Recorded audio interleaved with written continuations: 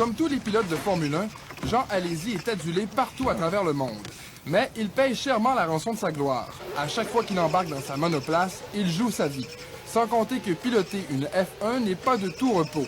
Les journées sont longues et éprouvantes. J'arrive sur le circuit, c'est 8h30.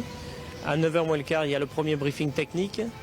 À 9h30, il y a le départ de la séance d'essai jusqu'à 11h.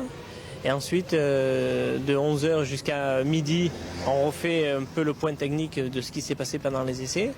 À 13h, il y a la qualification jusqu'à 14h. Et après, l'après-midi, c'est conférence de presse, briefing technique pour le lendemain. C'est un petit peu un suivi de tout ce qui s'est passé pendant la journée, quoi. Tout ça implique un haut niveau de stress. Pour le combattre, certains vont jusqu'à faire des exercices de contrôle de la douleur, la sophrologie. Mais pour plusieurs, leur équilibre mental découle de leur relation avec les membres de leur écurie.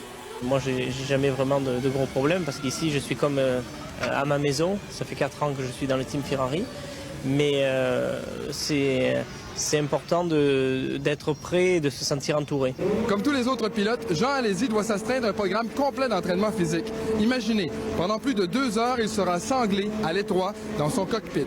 Physiquement, c'est très éprouvant parce que déjà, tout ce qui est freinage, tout ce qui est vitesse dans les courbes rapides, vous êtes en apnée, vous retenez votre respiration, vous avez beaucoup d'efforts sur le volant, donc musculairement, c'est très dur. Une fois sa journée terminée, Alesi, comme les autres, rêve déjà au lendemain. La Formule 1, c'est la passion pure avec un soupçon de folie. Pour eux, rien ne peut remplacer l'adrénaline d'un Grand Prix. Martin Côté, à l'île Notre-Dame, pour Sport 30.